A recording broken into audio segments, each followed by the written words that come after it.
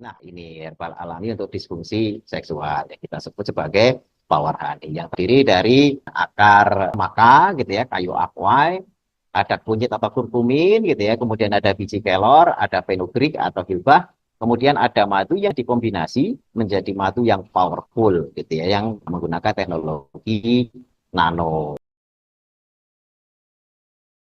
Bisa memperbaiki memori. Jadi ingatan itu jadi kuat, mencegah pikun atau penyakit Alzheimer.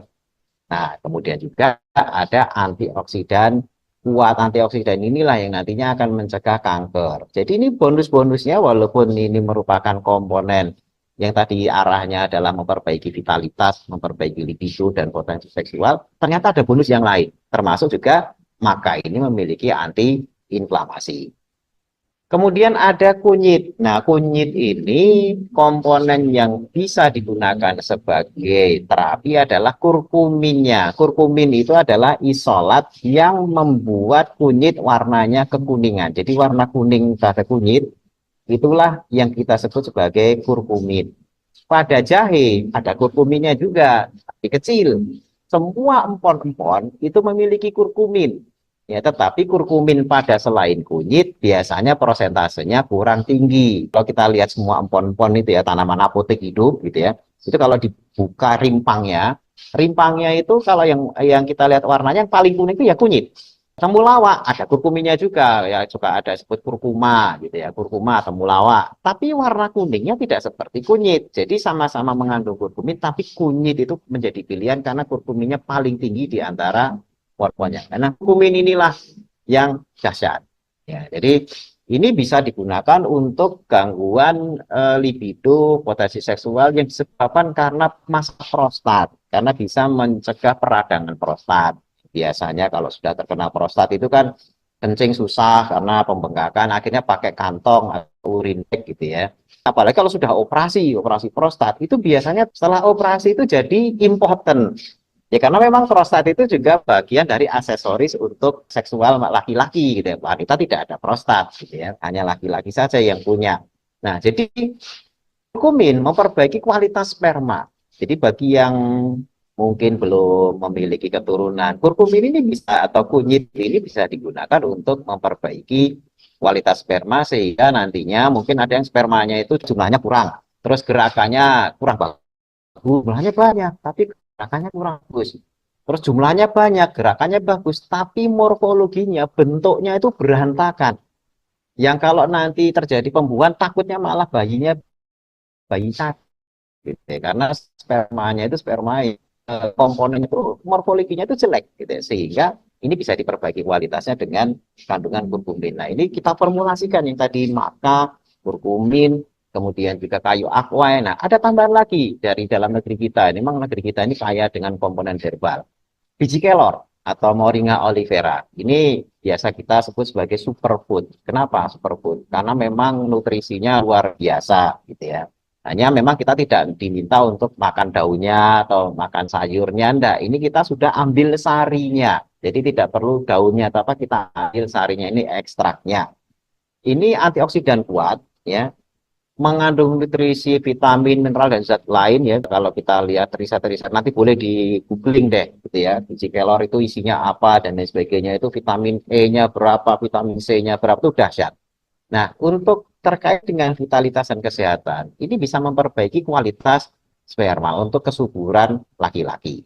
Nah, juga mencegah impotensi karena memperbaiki potensi seksual laki-laki. Serta tambahan seperti kunyit tadi itu memperbaiki atau melindungi prostat sehingga tidak harus mengalami yang namanya pembesaran prostat, apalagi mudah-mudahan tidak, naudzubillah min dzalik, kanker prostat. Itu lebih ngeri lagi gitu ya.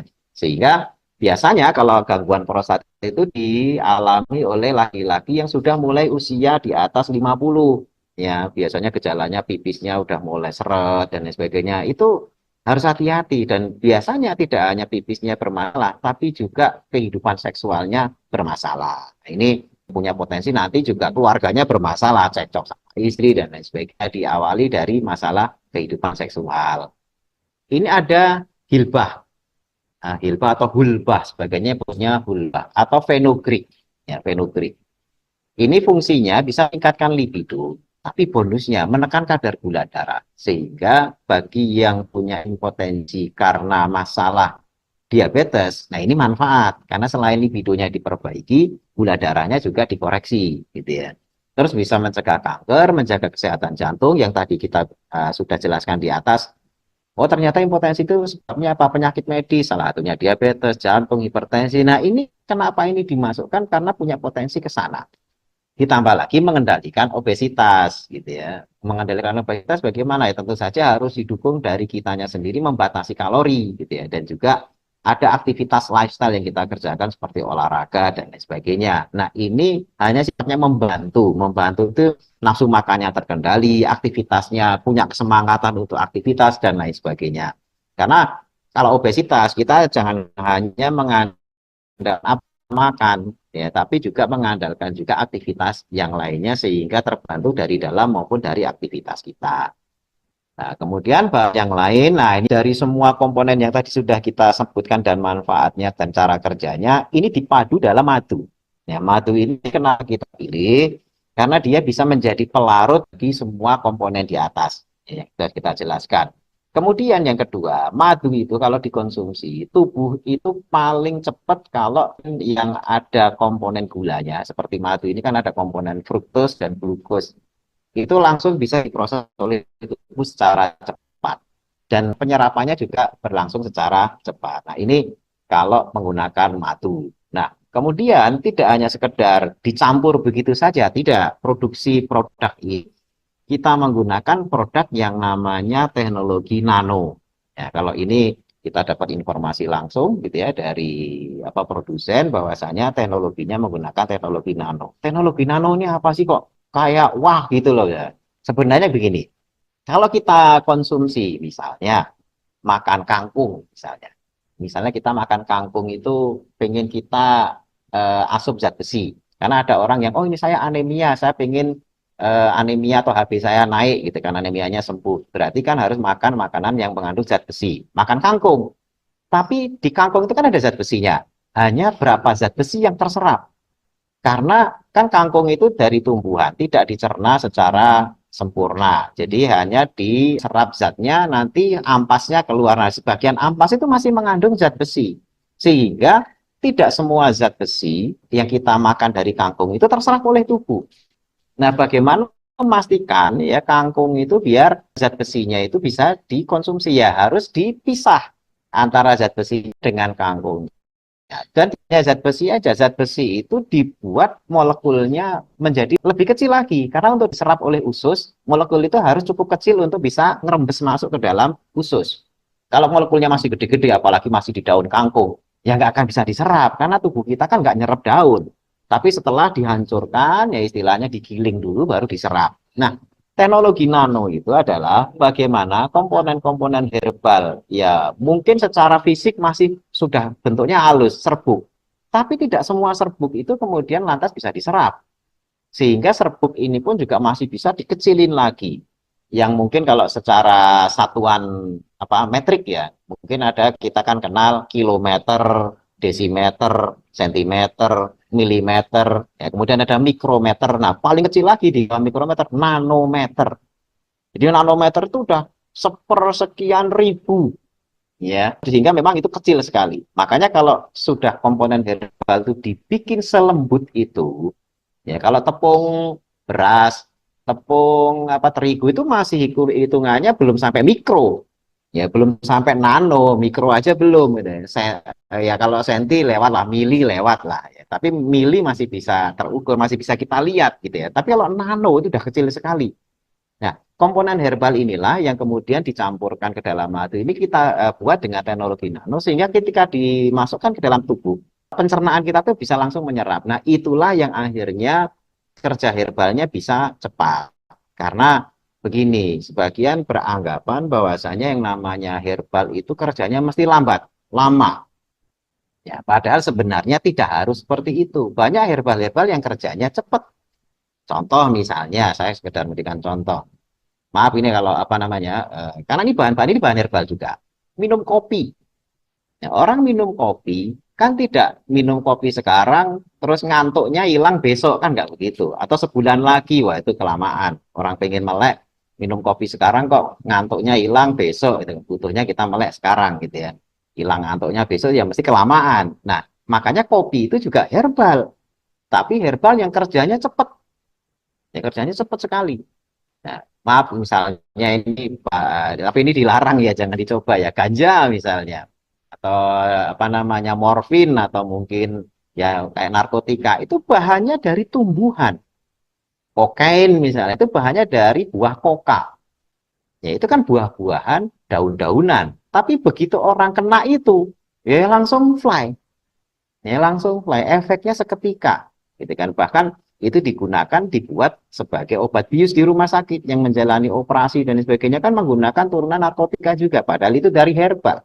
Kerjanya cepat. Sehingga memang bagaimana membuat herbal itu kerjanya cepat. Nah, inilah tugas formulator. Kebetulan saya dalam hal ini tidak bekerja sebagai formulator, tapi memahami cara kerja formulator untuk membuat komponen-komponen herbal alami ini bekerja tidak nunggu minggu, bulan, atau hari, tapi dalam jangka waktu tepat. Salah satunya adalah dengan membuat komponen nano. Itu formulator yang nantinya rahasianya di sana gitu ya. Nah, selain itu, sebenarnya ada juga satu produk lagi yang bisa nanti dikombinasikan. Kebetulan ini juga produk yang bagus. Ya, ini produk tibu nabawi yang berisi habatus sauda dan zaitun. Kenapa pakai produk tibu nabawi? Karena habatus sauda dan zaitun ini merupakan bahan alami yang sudah dipakai dari sejak zaman kuno, ya. Bahkan semua zaman pakai. Dan ini tercatat di zaman Yunani, Mesir, Romawi kuno sudah dipakai. Diteruskan sampai zaman Nabi, mendapat stempel obat kenabian atau tibun nabawi. Kemudian digunakan hingga zaman modern, dikuatkan dengan riset-riset yang lebih lengkap dan mutakhir. Dengan klaim bisa mengobati semua penyakit selain kematian. Dan ini bukan slogan, karena memang riset-risetnya banyak. Saya memiliki ratusan gitu ya, riset-riset, jurnal-jurnal medis, ya, jurnal farmasi, yang melibatkan habatus sauda dan juga zaitun ya untuk terapi. Dan kebetulan saya juga menterapi pasien-pasien saya sebagainya dengan ibu nabawi. Dan alhamdulillah, yaitu khasiatnya luar biasa. Hanya dengan itu saja tuh hipertensi, diabetes, dan penyakit-penyakit sampai kanker, HIV, dan itu bisa banyak tertolong. Nah, kalau ini produknya beda, yang namanya produk Abbas. Bisa digunakan kalau ada problem masalah disfungsi seksual karena adanya penyakit-penyakit yang sifatnya kayak hipertensi, diabetes, sindrom metabolik, dan juga yang lain-lainnya. Tapi kalau untuk produk andalan untuk disfungsi seksualnya, kita menggunakan formulasi yang ada di dalam Power Honey. Nah, demikian. Ini khasiat dari produk ini luar biasa. Saya pribadi sudah pernah menggunakan juga, walaupun saat ini masih alhamdulillah tanpa suplemen apapun masih fit gitu ya. Tapi memang sudah niat dengan keluarga tidak nambah lagi karena 12 ini sudah cukup banyak gitu, apa, 2 tim voli gitu ya. Kalau kita bikin tim voli sendiri itu tidak usah repotin tetangga, anak-anak kita sudah cukup gitu ya. Tim laki 6 gitu ya, tim perempuan 6 gitu ya, udah cukup gitu ya. Kemarin sempat nyoba itu karena pengen tahu apa bener sih reaksinya, pada alhamdulillah ternyata benar-benar seperti itu. Nah, selanjutnya nanti kalau ada yang ingin menanya tentang produk ini atau tentang hal-hal yang terkait dengan disfungsi seksual, kita buka untuk sesi tanya jawab. Bagaimana cara pakai Power Honey yang paling efisien dan efektif? Ya, ini banyak juga ditanyakan ya. Tadi saya bilang ada dua kondisi di mana kalau menggunakan produk ini harus diketahui dulu kondisi awalnya. Ada kondisi orang terganggu vitalitasnya karena penyakit, yang kedua karena bukan penyakit. Ya, misalnya masalah psikis, masalah yang lain-lainnya. Kalau tidak ada penyakit yang mendasari, itu reaksinya tidak perlu waktu lama. Ya, artinya begini, misalnya diabetes nggak ada, hipertensi nggak ada, jantung nggak ada, ya murni mungkin masalah psikis, masalah tadi yang finansial, apa stres kronis, itu pun nggak ada penyakit sama sekali. Itu langsung diminum ya sekitar 1 jam sebelum berhubungan, ya itu reaksinya langsung bisa terjam sebelumnya. Itu dosisnya Nah, ini tergantung ini karena dosis itu saya pribadi hanya setengah sendok. Ya, hanya setengah sendok karena memang ada gangguan apa-apa kemarin nyoba. Tapi kalau ada yang gangguan bisa aja 1 sendok teh. Ya, 1 sendok teh. Jadi dosisnya cuma kecil sekali. Kalau kelebihan itu khawatirnya nanti ya reaksinya juga berlebihan juga gitu ya. Tapi intinya begini, kalau tidak ada penyakit ya setengah cukup. Tapi kalau bukan penyakit ya, kalau ada gangguan kronis gitu ya, itu cukup setengah. Tapi kalau ada gangguan stres kronis tadi itu cukup 1 sendok. Nah, kalau ada penyakit kronis seperti misalnya diabetes atau jantung atau hipertensi, biasanya reaksinya butuh waktu. Butuh waktu itu misalnya, karena kan harus ada yang diperbaiki dulu. Misalnya hari ini dikonsumsi. Nah itu nanti reaksi akumulatif. Hari ini mungkin reaksinya kurang. Hari kedua, mungkin hari ketiga. Ada juga yang hari kedua sudah langsung bagus. Ya, itu terkait dengan masalah vitalitas disfungsi seksualnya. Jadi cara pakainya kita lihat kondisinya dulu. Kalau kondisinya memang tidak ada penyakit, ya itu 1 sendok atau setengah saja. Dan itu langsung malam hari itu juga bereaksi. Tetapi kalau misalnya ada penyakit kronis tadi itu seperti diabetes dan lain sebagainya, biasanya butuh waktu antara 2 sampai 3 hari. Walaupun ada juga yang diabetes tapi belum parah ya. Sekali minum itu langsung malam itu bereaksi. Nah, itu hal yang bisa saya sampaikan untuk cara penggunaannya. Jadi memang tinggal nanti dilihat, saya ada penyakit enggak? Saya ada stres kronis enggak? Kalau cuma ini tambah gereng aja ya langsung seketika tersedia gitu ya, kuali apa manfaatnya. Bapak, ada tidak Ya. pantangan makanan atau minuman yang mengganggu manfaat dari Power Honey sebelum konsumsi Power Honey? Ya, kalau makanan tertentu yang mengganggu penyerapan, selama ini kita belum menemukan makanan yang secara apa namanya spesifik mengganggu. Karena memang ini teknologinya nano. Jadi teknologi nano itu begitu dikonsumsi dia langsung terserap. Ya, jadi tidak interaksi sama yang lainnya itu tidak terjadi secara spesifik. Sehingga makan apapun oke-oke aja gitu ya untuk menggunakan produk ini.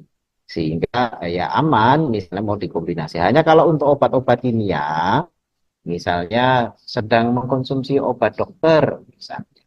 Sehingga malam itu mungkin harus minum obat anti kolesterol kayak seperti simvastatin kan itu minumnya biasanya malam. Ya, malam minum simvastatin. Nah, itu baiknya dikasih jarak. Jadi simvastatin dulu misalnya. Biasanya kan malam itu jam 7 misalnya. Nah, kalau misalnya mau berhubungan seksual, baru setelah jam 7 itu jam 8 minum ini gitu ya. Ini nanti reaksinya 1 jam kemudian gitu.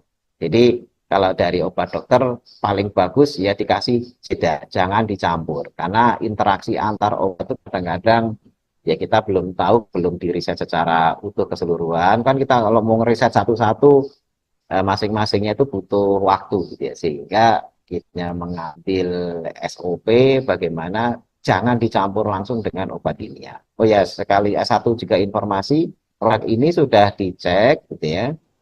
Karena begini, ada produk-produk yang menawarkan vitalitas, kemudian memperbaiki potensi seksual, libido dan sebagainya itu rata-rata dicampur dengan BKO, bahan kimia obat. Rata-rata campurannya itu sildenafil atau tadalafil. Kita punya 2 sertifikat, satu sertifikat itu ngecek tadalafil, satu sertifikat lagi itu ngecek tadalafil dan sildenafilnya, dan itu sudah buktikan ini tidak memakai BKO. Kebetulan saya pribadi kemarin lihat sendiri sertifikatnya ya. Mungkin kalau satu ketika perlu dicek lagi bisa gitu ya. Tapi intinya dari komponen yang sudah diproduksi itu kita sudah cek BKO-nya itu negatif sildenafil dan tadalafil. Biasanya kalau menggunakan komponen kimia ini reaksi yang terjadi itu begitu minum namanya obat-obatan untuk memperbaiki disfungsi seksual itu rata-rata kan melebarkan aliran darah cara kerjanya. Jadi aliran darah itu dibuat melebar sehingga nanti ini cara kerja di maaf di organ kita laki-lakinya itu kan namanya penis itu bisa memanjang dan membesar itu kalau terisi oleh darah. Jadi pembuluh darahnya melebar, kemudian terisi darah ya setelah minum obat-obatan itu kemudian membesar. Nah, pada kasus ini biasanya yang melebar tidak spesifik hanya di organ vitalnya, tetapi juga di organ yang lain, di mata, di otak, di telinga, di hidung. Sehingga kalau di mata itu kalau habis minum obat-obat kimia yang sifatnya untuk boosting libido atau potensi seksual, itu kunang-kunang, kayak burem gitu. Walaupun cahaya ruangan itu terang itu jadi kelihatan burem. Terus ke hidung meler, meler tapi mampet. Ya hidungnya buat nafas susah. Jadi mau berhubungan seksual, orang seksual itu kadang-kadang ngos-ngosan kok malah hidungnya mampet, itu malah ganggu. Kemudian wajah itu panas gitu ya. Kadang-kadang telinga berdenging, bahkan kadang sempoyongan, jantung berdebar. Nah, ini kalau bahan kimia itu suka begitu. Makanya pemerintah itu kalau ada herbal kok vitalitas sebagainya selalu dicek ada sildenafil atau adanya enggak. Kadang-kadang kalau enggak dicek ternyata dicampur. Nah, ini sudah tidak amanah gitu. Intinya orang ngakunya herbal kok ada bahan kimia dicampurkan gitu. Nah, itu hal-hal seperti itu kita care sekali. Makanya tadi kalau ditanya kalau dicampur dengan makanan yang lain, kalau makanan selama ini enggak masalah. Tapi kalau obat kimia bagusnya dikasih jeda. Demikian. Saya dari genetis, keluarga besar dari ortu, putranya 13 orang. Kemudian potensi tidak ada masalah dan ereksi juga tidak ada masalah. Cuman saya menderita wasir atau ambeien. Pertanyaannya, apakah porhani bisa juga menyembuhkan penyakit tersebut atau sebaliknya malah kurang baik terhadap penyakit itu? Nah, usianya juga sudah, Masya Allah, sudah 60 tahun dan sudah punya anak 3. Ya. Baik, Bapak. Sudah. Kita harus mempelajari sumber ambien atau wasir itu dulu ya, karena kita tadi komponen herbal, satu power honey terkait vitalitas, yang kedua habas yang terkait dengan kesehatan. Jadi yang namanya ambien di anus itu ada pembuluh darahnya itu melebar. Nah, melebar itulah yang kemudian jendol ya, karena melebar dia jendol. Kalau pemelebaran itu di kulit kita, misalnya di tangan kita apa itu kan suka pembuluh darahnya jendol yang ada nonjol gitu ya, itu pun nggak melebar aja jendol apa lebar. Nah, kalau bahasa awamnya itu varises. Bapak ibu-ibu kalau lihat orang varises di kaki itu kan pembuluh darahnya merengkel kayak apa namanya ya, jadi jendol-jendolannya itu gede-gede di kaki dan dilihat nggak enak. Biasanya kalau punya varises yang mau jadi anggota TNI, oh itu udah langsung nggak diterima gitu ya, karena itu kan nanti buat lari-lari dan sebagainya nyeri. Nah, varises yang terjadi di anus itulah yang namanya ambien atau wasir. Jadi ambien atau wasir itu varises. Makanya itu sebenarnya pembuluh darah yang melebar, yang jendol di dubur atau anus. Nah, ketika masih kecil, ya paling terasa benjolan ketika cebok itu benjolan. Tapi begitu sudah tambah gede, benjolan itu keluar, jadi seperti daging. Ya, jadi ketika BAB benjolannya keluar, tapi maaf kalau pas dicebokin bisa dimasukin. Ya, tapi kalau grade-nya tambah naik lagi, BAB keluar dimasukin udah nggak bisa, itu grade yang sudah end grade end state gitu biasanya. Nah, itu kalau kegesek, maaf tinja atau makanan kebetulan agak kasar gitu ya, itu bisa luka terus BAB-nya berdarah. Nah, itulah kenapa kalau wasir itu suka diiringi dengan BAB berdarah. Nah, kenapa membesar? Nah, pertanyaannya itu dulu. Kenapa membesar? Pembuluh darah kok bisa membesar? Karena proses tekanan. Tekanan itu terjadi beberapa faktor. Bisa karena banyak duduk, karena duduknya itu kan kegencet itu pembuluh darah dengan duduk. Maka akhirnya tekanan dari gencetan pembuluh darah itu menyebabkan aliran nggak lancar, akhirnya pembuluh darah melebar. Itu pertama. Kedua, sembelit. Nah, kalau lihat usianya, dari tadi yang bertanya 60-an tahun ya, itu kemungkinan besar yang kedua ini. BAB-nya tidak lancar. Kenapa? Karena semua BAB yang tidak lancar itu selalu terganggu saraf parasimpatisnya. Karena proses BAB dan makan itu selalu melibatkan saraf parasimpatis. Nah, saraf parasimpatis yang tidak sehat itu pemicu paling besar adalah kurang tidur. Jadi jangan lagi, oh makanan kurang serat dan sebagainya. Itu salah satunya. Tetapi yang paling dominan nomor satu. Jadi kalau diurutkan pakai ranking nomor satu yang menyebabkan gangguan pasase usus dan BAB susah, entah kering, entah keras, entah harus ngeden dan lain sebagainya, itu adalah kurang tidur. Nah, pada usia di atas 50 tahun, apalagi ini sudah 60 tahun, tidur itu untuk bisa dapat, nah, misalnya kan tidur normal itu dari sejak SMA sampai usia 100 tahun itu kebutuhannya sama, yakni 7 sampai 8 jam. Tetapi mendekati usia 50 tahun ke atas untuk dapat tidur segitu susahnya minta ampun. Mungkin nggak perlu saya tebak, Bapak yang tadi ngeluh ini yakin saya tidurnya mesti bermasalah. Walaupun merasa cukup, tapi saya yakin tidak akan bisa 7 sampai 8 jam. Nah, padahal kecukupan tidurnya itu sama. Ya, kecukupan tidur yang kurang, ya ini masih di bawah 7 jam dalam malam itu, apalagi nggak dapat deep sleep, ya deep sleep-nya kurang. Itu mesti sembelit. Nah, makanya yang pertama harus perbaiki itu ditambah ya terapi yang bisa memperbaiki pembuluh darah, yakni menggunakan habatus sauda dan zaitun. Ya, itu nanti bisa memperbaiki aliran darahnya. Kedua, bisa memperbaiki inflamasinya. Makanya produk tadi yang habas tadi yang berisi zaitun dan juga habatus sauda itu bisa menjadi solusi untuk ambeien-nya. Setelah memahami tadi mekanisme kenapa terjadi wasir. Karena kalau nggak paham, saya udah minum obat ini kok belum sembuh-sembuh juga. Padahal sebenarnya yang harus dikoreksi tidak hanya sekedar minum herbalnya, tapi juga habit tidurnya harus ikut diperbaiki. Karena sumber kenapa pembuluh darahnya membesar itu salah satunya adalah dari habit tidur yang kurang yang menyebabkan sembelit dan menyebabkan pembuluh darah makin melebar. Nah, itu demikian secara tuntas dan ringkasnya seperti itu. Ya, ini produk tibu nabawi yang berisi habatus sauda dan zaitun. Kenapa pakai produk tibu nabawi?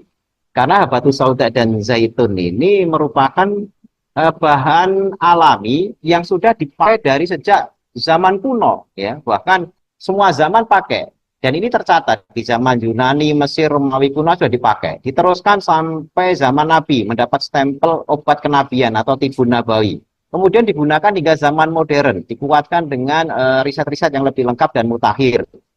Dengan klaim bisa mengobati semua penyakit selain kematian. Dan ini bukan slogan, karena memang riset-risetnya banyak. Saya memiliki ratusan gitu ya, riset-riset, jurnal-jurnal medis, ya jurnal farmasi, yang melibatkan habatus sauda dan juga zaitun ya untuk terapi. Dan kebetulan saya juga menterapi pasien-pasien saya sebagainya dengan ibu nabawi. Dan alhamdulillah, yaitu khasiatnya luar biasa, hanya dengan itu saja tuh hipertensi, diabetes, dan penyakit-penyakit sampai kanker, HIV, dan itu bisa banyak tertolong.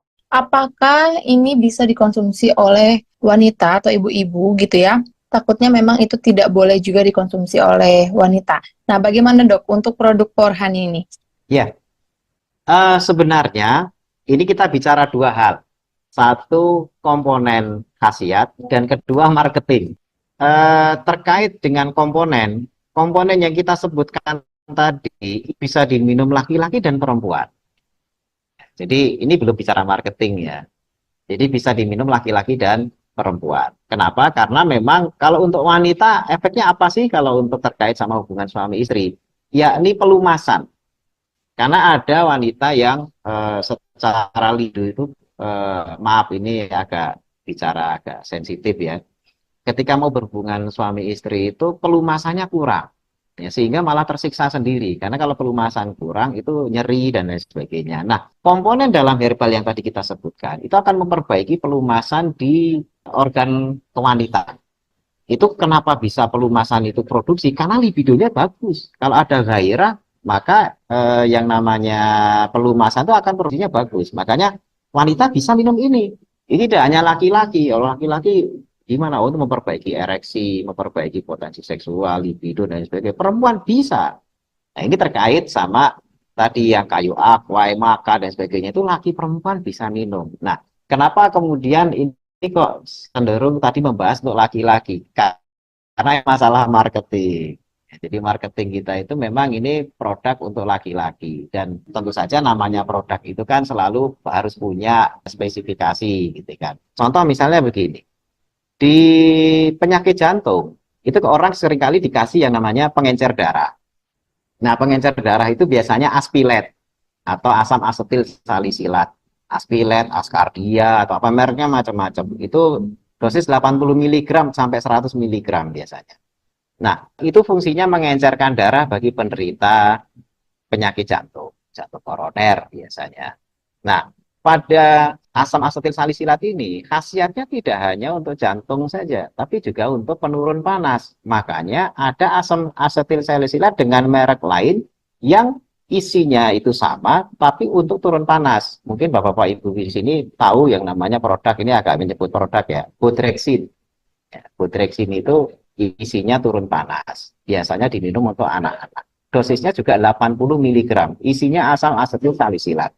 Sama persis dengan obat jantung yang diberikan dokter yang namanya Aspilet, generiknya gitu ya, generiknya itu Aspilet. Itu sama persis isinya dengan Bodrexin. Tapi Aspilet walaupun isinya sama persis dengan Bodrexin selalu diresepkan dokter untuk penyakit jantung. Sementara Bodrexin biasanya dikasihkan anak-anak yang demam. Nah, kalau misalnya si di rumah itu eyangnya yang sakit jantung, Mbah Putri atau Mbah Kakungnya sakit jantung. Terus aspiletnya habis. Tiba-tiba di kotak obat itu ada Bodrexin cucunya. Kira-kira boleh minum nggak? Kalau saya ada di situ, saya bilang minum aja Mbah, itu isinya sama. Ya, itu karena saran medis gitu ya. Tapi secara marketing kan selama ini Bodrexin itu turun panas, Mbahnya mungkin juga akan nolak. Wah, ini kan obatnya cucu buat turun panas, masa obat jantung dikasih turun panas? Oh, enggak begitu. Secara komponen ini bisa sakit jantung, bisa juga untuk turun panas. Nah, sebaliknya, misalnya si kecil lagi panas, Bodrexinnya habis, yang ada obat jantungnya mbahnya, ya yang tadi isinya sama tadi. Kalau ibu-ibu yakin saya nggak berani itu ngasih obat itu. Wah, masa anak demam dikasih obat jantung mbahnya, gitu kan? Nanti gimana jantungnya? Padahal isinya sama.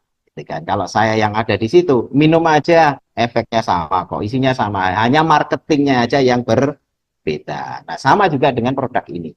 Jadi secara marketing memang arahnya vitalitas laki-laki. Ini menunjukkan kenapa? Karena memang yang banyak masalah itu laki-laki, yang biasa nanggung stres, yang biasa diabetes itu kebanyakan laki-laki. Makanya pasarnya laki-laki, ibu-ibu itu jarang lah kena kayak gitu-gitu. Punya masalah seksual apa itu jarang lah. Yang banyak rewel itu memang laki-laki. Makanya obatnya ini didesain untuk laki-laki. Tapi apakah ibu-ibu boleh minum? Boleh, dan ada khasiatnya dan juga mendukung potensi seksual dari kalangan wanita. Cuma kan kadang-kadang kalau ini dijual dengan marketing wanita, wanita itu kan pemalu. Ya, jadi kalau ini bisa mendukung libido wanita gitu kan rata-rata malu gitu ya. Kok seperti dieksploitasi. Tapi kalau laki-laki itu memang nggak tahu malu. Jadi kalau ada masalah, ini produknya ini gitu ya. Ya karena memang itu masalah. Dia punya kewajiban untuk membahagiakan istri gitu ya. Demikian nih jawaban terkait dua sisi tadi ya, marketing sama komponen khasiatnya. Apakah ini aman untuk ibu hamil, Dok? Nah, kalau ibu hamil baiknya jangan. Ya, karena di situ ada kurkumin.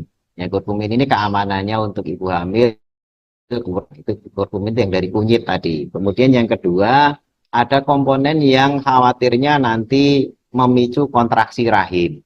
Ya, jadi ibu hamil baiknya jangan mengkonsumsi madu yang ini. Gitu.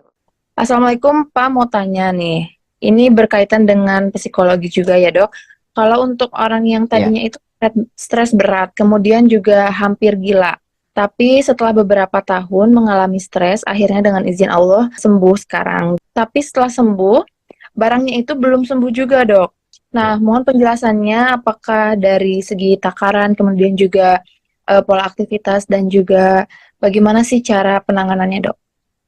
Ya, tadi di materi yang saya sampaikan, waktu membahas komponen-komponen, itu kan ada gangguan mental, terutama pas membahas di kayu akwai, kemudian maka itu salah satunya itu adalah menterapi untuk gangguan mental dan sebagainya.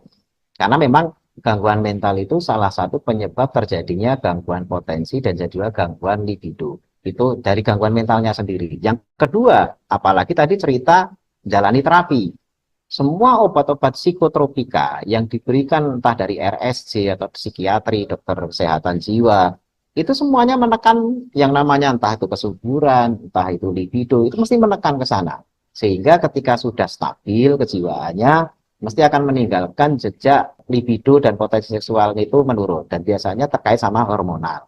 Nah, makanya tadi kayu akwai ya meningkatkan produksi testosteron, kemudian juga maka, kemudian juga tadi kelor. Nah, itu potensinya itu. Jadi kalau dengan kondisi gangguan mental seperti itu, ini yang saya tadi sebutkan berarti ada masalah stres kronis gitu ya. Selain nantinya manajemen stresnya harus bagus, reaksinya biasanya tidak bisa kita janjikan sehari 2 hari, bisa 3 hari setelah konsumsi itu baru ada reaksi gitu ya. Nanti di ini aja apa namanya testimoni aja setelah penggunaan sehari 2 hari 3 hari, oh baru hari ketiga dok atau hari keempat ya. Tapi kalau hari pertama kedua ternyata sudah ini ya alhamdulillah ya karena memang butuh jangka waktu awal untuk mencapai reaksi yang diinginkan gitu kan. Itu wajar. Jadi gangguan stres yang kronis, gangguan mental dan kejiwaan dan sebagainya itu memang treatmentnya harus tuntas dulu, baru setelah itu recovery-nya butuh waktu. Makanya kita juga tidak menjanjikan untuk yang gangguan seperti ini, oh ini langsung diminum langsung tokcer, enggak. Pasti seperti saya katakan tadi butuh waktu sehari sampai 3 hari untuk mendapatkan efek yang diinginkan. Demikian.